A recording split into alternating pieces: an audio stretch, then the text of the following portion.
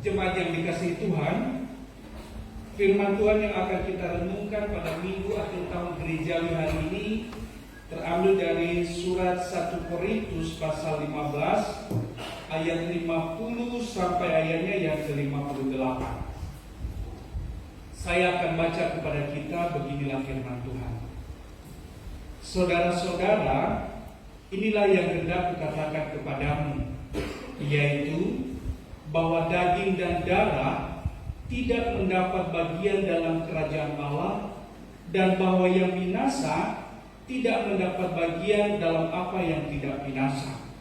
Sesungguhnya aku menyatakan kepadamu suatu rahasia. Kita tidak akan mati semuanya, tetapi kita semuanya akan diubah dalam sekejap mata pada waktu bunyi nafiri yang terakhir. Sebab nafiri akan berbunyi dan orang-orang mati akan dibangkitkan dalam keadaan yang tidak dapat binasa, dan kita semua akan diubah. Karena yang dapat binasa ini harus mengenakan yang tidak dapat binasa, dan yang dapat mati ini harus mengenakan yang tidak dapat mati. Dan sesudah yang dapat binasa ini mengenakan yang tidak dapat binasa, dan yang dapat mati ini mengenakan yang tidak dapat mati, maka akan genaplah firman Tuhan yang tertulis, maut telah ditelan dalam kemenangan. Hai maut, di manakah kemenanganmu? Hai maut, di manakah sengatmu? Sengat maut ialah dosa, dan kuasa dosa ialah hukum Taurat. Tetapi syukur kepada Allah yang telah memberikan kepada kita kemenangan oleh Yesus Kristus Tuhan kita. Karena itu, saudara-saudaraku yang kekasih, berdirilah teguh, jangan goyah, dan giatlah selalu dalam pekerjaan Tuhan.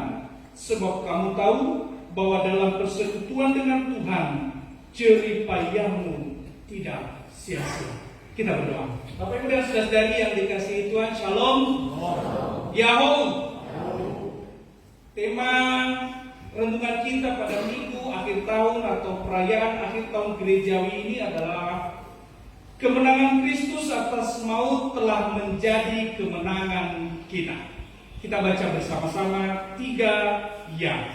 Kemenangan Kristus atas maut telah menjadi kemenangan kita. Bapak Ibu dan saudari yang dikasihi Tuhan, kita bersyukur 1 tahun Tuhan sudah menolong kita. Dan saya percaya Bapak Ibu hadir di tempat ini oleh karena rasa syukur itu atas pertolongan Tuhan selama 1 tahun gerejawi ini. Amin. Dan kita percaya tahun yang akan datang ini, tahun gerejawi yang baru ini juga Tuhan pasti akan menolong dan memberkati kita. Amin. Dari tema renungan kita, Bapak Ibu dan saudari yang dikasihi Tuhan, ada 3 hal yang dapat kita ambil atau yang menjadi renungan kita. Yang pertama adalah soal kemenangan Kristus atas maut. Tentu kita bertanya, kemenangan Kristus atas maut ini maksudnya bagaimana? Dalam poin ini Bapak Ibu ada 2 persoalan yang hendak dijawab oleh Paulus di dalam pasal 15 secara keseluruhan. Yaitu bahwa kemenangan Kristus atas maut ini ia dapatkan bersamaan dengan kebangkitannya dari antara orang mati.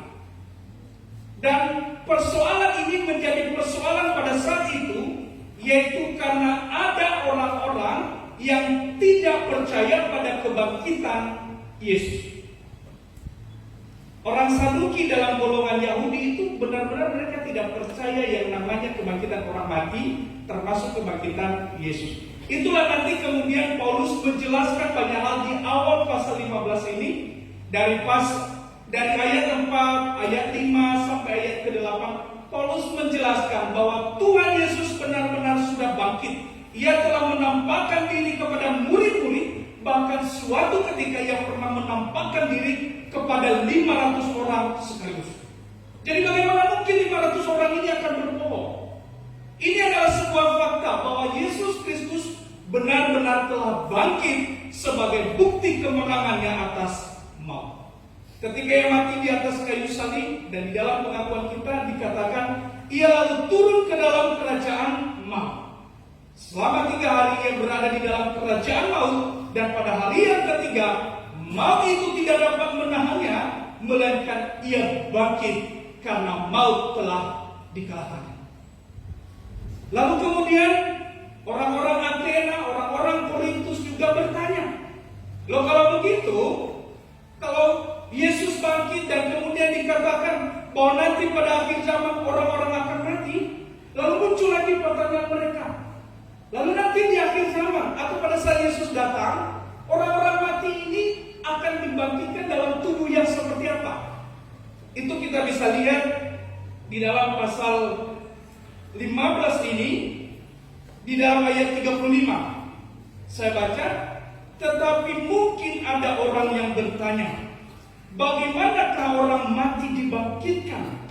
Dan dengan tubuh apakah mereka akan datang kembali? Bapak Ibu dan Saudari yang dikasihi Tuhan, minggu akhir tahun gerejawi ini adalah merayakan dan mengenang atau mengingatkan kita kembali bahwa sesungguhnya hidup kita ini tidak hanya berakhir di dunia ini. Meskipun kita mati pun tubuh alamnya ini mati dan dibinasakan, tetapi nanti kelak kita akan bangkit untuk memperoleh kehidupan yang kekal. Pertanyaannya adalah, lalu nanti kalau kita di akhir zaman itu pada saat Yesus datang, kita ini akan dibangkitkan dalam wujud seperti apa? Ini pertanyaan orang-orang Korintus. Jemaat yang ada di Athena dan juga di Korintus bertanya itu.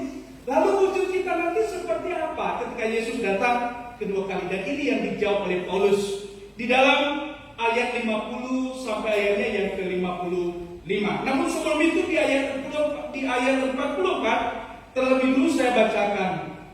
Paulus berkata, yang ditaburkan adalah tubuh alamiah, yang dibangkitkan adalah tubuh rohaniah. Jika ada tubuh alamiah, maka ada pula tubuh rohaniah. Di dalam ayat 50 bisa ditampilkan. Saya ingin mengajak Bapak Ibu dan saudara-saudara sekalian kita baca bersama-sama 1, 2, 3. Saudara-saudara, inilah yang hendak kukatakan kepadamu, yaitu bahwa daging dan darah tidak mendapat bagian dalam kerajaan Allah, dan bahwa yang binasa tidak mendapat bagian dalam apa yang tidak binasa. Ayat 51 lanjut kita baca. Sesungguhnya aku menyatakan kepadamu suatu rahasia, kita tidak akan mati semuanya, tetapi kita semuanya akan hidup. Bapak Ibu dan Saudari yang dikasihi Tuhan, Paulus menjelaskan bahwa tubuh alamiah kita ini, daging dan darah kita ini, daging dan darah Bapak Ibu ini memang nanti tidak akan masuk dalam kerajaan surga, tetapi dia akan diubah. Terlebih dulu mereka yang sudah mati, termasuk nama-nama tadi yang sudah kita baca, 6 orang sudah mati lebih dulu, itu akan dibangkitkan menjadi tubuh rohani, disebut juga sebagai tubuh kemuliaan. Dan kita yang masih hidup pada saat Yesus datang kedua kali, misalnya hari ini tiba-tiba Yesus datang kedua kali, kan kita belum mati kan, kita masih hidup. Tetapi yang diubah lebih dulu adalah mereka yang sudah mati dibangkitkan dalam tubuh rohani mereka. Lalu setelah itu kita yang masih hidup pada saat itu kemudian juga bersama-sama diubah.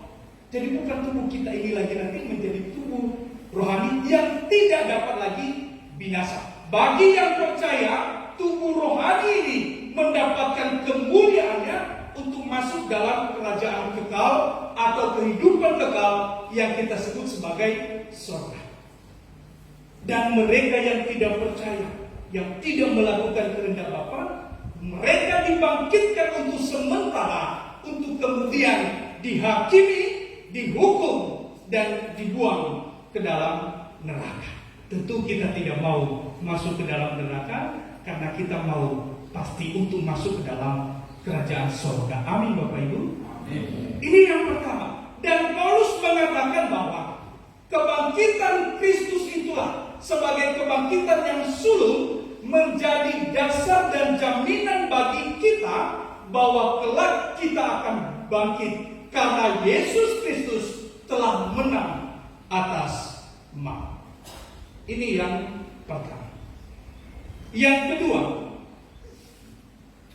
Kemenangan Kristus atas maut ini telah menjadi kemenangan kita. Bapak Ibu dan Saudari yang dikasihi Tuhan, kemenangan Kristus atas maut itu ditujukan bukan untuk kemenangan dirinya sendiri. Kalau hanya untuk dirinya sendiri, ia tidak perlu repot-repot. Mati harus turun ke dalam kerajaan maut lalu bangkit, tidak perlu repot-repot. Tetapi karena untuk kita, demi kemenangan kita, karena kita yang seharusnya mati, kita yang seharusnya dikubur, dan selamanya kita akan mati, maka Yesus mau datang supaya kita tidak selamanya akan mati, melainkan kita juga akan memperoleh yang namanya kemenangan. Ini yang kemudian disampaikan di dalam ayat 57. Bisa ditampilkan ayat 57, kita baca bersama-sama 3, 2, ya. Tetapi syukur kepada Allah yang telah memberikan kepada kita kemenangan oleh Yesus Kristus Tuhan. Jadi kemenangan kita bukan karena kita hebat, bukan karena kita kuat, bukan karena kita suci, bukan karena kita saleh, tetapi semata-mata oleh karena Kristus Tuhan memberikan kemenangan kepada kita. Kemenangan Kristus atas maut telah menjadi kemenangan kita, dan itu menjadi jaminan bagi kita bahwa kelak ketika Yesus datang kedua kali, kita juga akan dibangkitkan kembali untuk mendapatkan kemenangan surgawi, mendapatkan kemuliaan bersama Bapa di surga. Sehingga kita tidak perlu takut. Suatu saat nanti kita, tubuh alamiah kita ini, tubuh jasmania ini juga akan mati. Pada waktunya akan mati sebelum Yesus datang. Kita tidak perlu takut, karena bagi yang hidup maupun mereka yang mati, kita sama-sama miliknya Tuhan. Ini yang kedua. Yang ketiga, terakhir. Lalu pertanyaannya adalah, apa yang harus kita lakukan selama kita dalam masa penantian ini, menanti kedatangan Yesus yang kedua, supaya kemenangan yang sudah diawali ini terus menjadi kemenangan kita, dan pada akhirnya kita memang benar-benar menang.